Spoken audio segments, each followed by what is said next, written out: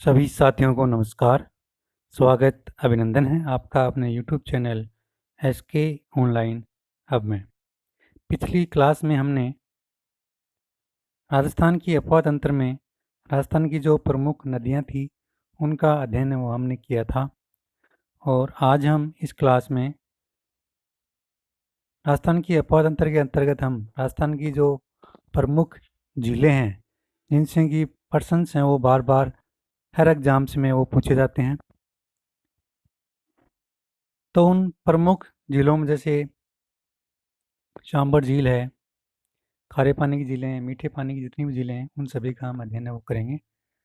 तो इसी प्रकार की शॉर्ट और रिवीजन के तौर पर क्लासें हैं वो आप पाने के लिए चैनल को सब्सक्राइब करें, लाइक करें और बेल आइकन को प्रेस करें ताकि आगे आने वाली जितनी भी कक्षाएं हैं उनका जो नोटिफिकेशन है वो आपके पास सबसे पहले वो पहुंच सके। तो जो आरपीसी सेकंड ग्रेड के 2022 में दिसंबर 2022 में जो एग्ज़ाम्स हुई थी उसका जो फर्स्ट पेपर है जीके का उसको रद्द कर दिया गया था। और इसकी जो नई तारीख है एग्ज़ाम की वो भी घोषित है वो कर दी गई थी। और नई तारीख है वो 30 जुलाई 2023 है। तो उस तारीख को ध्यान में रखते हुए हम शॉर्ट रूप में जो क्लासें हैं वो सेकंड ग्रेड के लिए आपके सामने मैं पेश कर रहा हूँ। तो अपना समय वो ज़ाया नहीं करते हुए अपन सीधे चलते हैं अपने टॉपिक की तरफ। राजस्थान की प्रमुख झीलें। झीलों का जो अध्ययन है वो लिम्नोलॉजी वो कहलाता है। राजस्थान की सबसे बड़ी खारे पानी की जो झील है वो सांबर झील है। राजस्थान में सर्वाधिक खारे पानी की झील होने का क्या कारण है? राजस्थान में सर्वाधिक खारे पानी की झील होने का कारण है 33 सागर के जो अवशेष हैं और दक्षिणी पश्चिमी मानसून हवाओं के साथ लाए गए नमक के कणों के कारण है वो राजस्थान की झीलों का जो पानी है वो खारा होता है। अब राजस्थान की जो प्रमुख खारे पानी की जो झीलें हैं उसको मैं आपके सामने एक ट्रिक के साथ पेश कर रहा हूँ सभी झीलों के नाम, ताकि आपको याद रहें और आप भूलें नहीं। तो अपनी ट्रिक है, साड़ी का पल्लू कुत्ता फाड़े रे। ये यहाँ पे को नहीं है, ये का है। साड़ी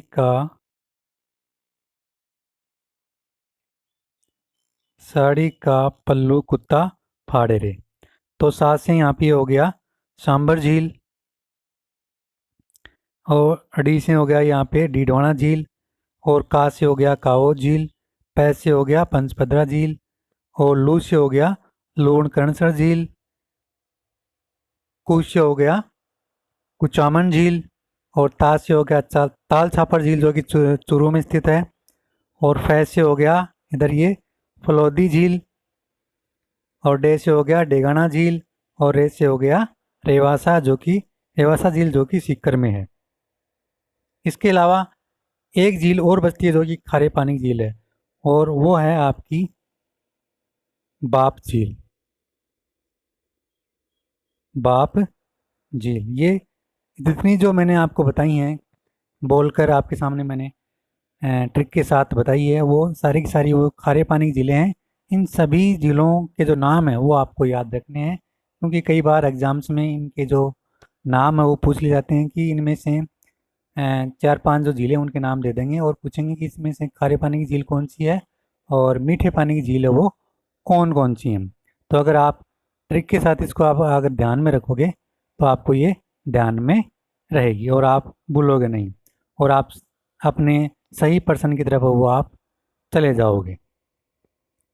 नेक्स्ट है सांबर झील कौन से तीन जिलों के मध्य वो स्थित है?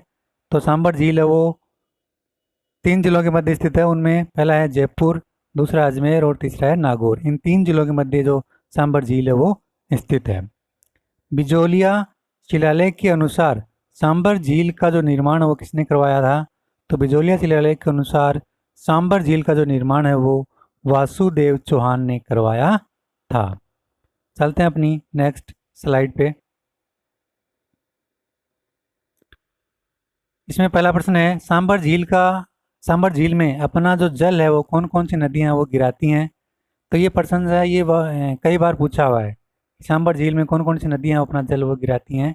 तो उसमें पहली है खारी नदी है, मेंथा नदी है, कंडला नदी है, रूपनगढ़ नदी है और तुर्तमती नदी है। ये सभी जो नदियाँ हैं वो अपना जल है वो सांबर झील में गिराती हैं। सांबर झील से देश की कुल नमक उत्पादन का कितना प्रतिशत वो प्राप्त होता है? ये प्रश्न भी कई बार पूछा हुआ है और बार बार पूछा जा रहा है। तो सांबर झील से देश के कुल नमक उत्पादन का 8.7% नमक का वो उत्पादन होता है। नेक्स्ट है, सांबर झील 3 से 12 किलोमीटर तक चौड़ी है, तो इसकी लंबाई कितनी है? तो सांबर झील की जो चौड़ाई है वो 3 से लेकर 12 किलोमीटर तक है और इसकी लंबाई है वो 32 किलोमीटर है। तो दोनों फैक्ट हैं वो आपको यहाँ पे ध्यान में रखने हैं। कोई सा भी फैक्ट है वो एग्जाम से में आपसे पूछा जा सकता है। वाष्पोत्सर्जन के द्वारा नमक प्राप्त करने की जो पद्धति वह क्या कहलाती है? तो वाष्पोत्सर्जन के द्वारा नमक प्राप्त करने की पद्धति है वो क्यार पद्धति काल कहलाती है। लोकतीर्थ देवयानी तीर्थों की नानी के नाम से कौन सी झील है वो प्रसिद्ध है? तो लोकतीर्थ देवयानी और तीर्थों की नानी के नाम से जो सांबर झील है वो प्रसिद्ध है। ये प्रश्न भी बहुत बार पूछा गया है, बार बार ये रिपीट भी हो रहा है। इसके अलावा दो फैक्ट और हैं इसके। तीर्थों का जो मामा वो किसे कहा जाता है? तीर्थों का मामा वो पुष्कर को कहा जाता है। और तीर्थों का भांजा किसे कहा जाता है? तीर्थों का जो भांजा है वो मचकुंड धौलपुर को कहा जाता है। ये जो तीनों फैक्ट हैं वो बार बार पूछे जा रहे हैं। इन तीनों फैक्ट को मैंने एक साथ आपके सामने प्रस्तुत कर दिया है ताकि आप कन्फ्यूज न हो, तीनों फैक्ट वह एक साथ आप याद कर सको। तो लोकतीर्थ देवयानी है उसके नाम से सांबर झील प्रसिद्ध है। तीर्थों का मामा है वो पुष्कर झील को कहा जाता है और तीर्थों का जो भांजा है वो मचकुंड धौलपुर को कहा जाता है। चलते हैं अपनी नेक्स्ट स्लाइड पे। इसमें पहला प्रश्न है, सोडियम क्लोराइड NaCl की जगह सोडियम सल्फेट पाए जाने के कारण राजस्थान की किस झील का जो नमक है वो खाने योग्य नहीं है? तो सोडियम क्लोराइड NaCl की जगह सोडियम सल्फेट पाए जाने के कारण राजस्थान की जो डीडवाना झील जो कि नागौर में स्थित है उसका जो नमक है वो खाने योग्य नहीं है। डीडवाना झील से नमक उत्पादन करने वाली निजी संस्थाएं हैं वो किस नाम से जानी जाती हैं? ये प्रश्न भी पूछा हुआ है कई बार। तो डीडवाना झील से नमक उत्पादन करने वाली जो निजी संस्थाएं हैं वो देवल संस्थाओं के नाम से उसको जाना जाता है। नेक्स्ट है, पंचा भील द्वारा निर्मित झील पंचपदरा में खारवाल जाति के जो लोग हैं वो किस झाड़ी का उपयोग नमक के स्फटिक बनाने हेतु करते हैं? तो पंचा भील द्वारा निर्मित पंचपदरा में जो खारवाल जाति के जो लोग हैं वो नमक के स्फटिक बनाने हेतु मोरली जो झाड़ी है उसका जो उपयोग है वो करते हैं। राजस्थान की कौन सी झील का जो जिक्र है वो कर्नल जेम्स टोड ने अपनी पुस्तक में किया था? तो राजस्थान की जो रेवासा झील है उसका जो जिक्र है वो कर्नल जेम्स टोड ने अपनी पुस्तक में किया था। जो रेवासा झील है वो जो कि सीकर में स्थित है, इस झील का जो जिक्र है कर्नल जेम्स टोड ने अपनी पुस्तक में किया था। नेक्स्ट है, राजस्थान की किस झील को 23 मार्च 1990 को रामसर आर्द्रभूमि स्थल सूची में शामिल किया गया था? तो सांबर जो झील है उसको 23 मार्च 1990 को रामसर आर्द्रभूमि स्थल सूची में शामिल इसको किया गया था। नेक्स्ट है, डीडवाना झील को खाल्डा भी कहते हैं, इससे क्यार पद्धति द्वारा प्राप्त नमक क्या कहलाता है? तो क्यार पद्धति से प्राप्त जो नमक है वो उसको ब्राइन कहा जाता है। अपने सर्वश्रेष्ठ नमक के कारण केंद्र सरकार ने मॉडल यानी आदर्श नमक जो फार्म है वो कहाँ विकसित किया है? तो नावा नागौर में अपने सर्वश्रेष्ठ नमक के कारण केंद्र सरकार ने जो नमक फार्म है वो नावा नागौर में विकसित किया है। नेक्स्ट है, पंचपदरा वायु प्रवाह पद्धति द्वारा प्राप्त नमक है वो क्या कहलाता है? तो पंचपदरा वायु पद्धति प्रवाह द्वारा जो नमक प्राप्त किया जाता है उसको रेसाला या रेस्ता उसको कहा जाता है। सांबर झील की जो अक्षांशीय और देशांतरी स्थिति है वो क्या है? ये भी प्रश्न है वो पूछा जा चुका है। तो सांबर झील की अक्षांशीय और देशांतरी जो स्थिति है वो क्या है? तो अक्षांशीय स्थिति है वो सांबर झील की 27 डिग्री से लेकर 29 डिग्री उत्तरी अक्षांश, और देशांतरी है वो 64 डिग्री से लेकर 75 डिग्री पूर्वी देशांतर इसकी अक्षांशीय स्थिति है। नेक्स्ट है, सांबर झील पर केंद्र सरकार की उपक्रम का क्या नाम है? तो सांबर झील पर केंद्र सरकार की उपक्रम का नाम है वो हिंदुस्तान साल्ट कंपनी है। और सांबर झील पर राज्य सरकार की उपक्रम का क्या नाम है? तो राज्य सरकार के उपक्रम का नाम है वो सांबर साल्ट लिमिटेड है। केंद्र सरकार के उपक्रम का नाम हिंदुस्तान साल्ट कंपनी है और राज्य सरकार की उपक्रम का नाम सांबर साल्ट लिमिटेड है।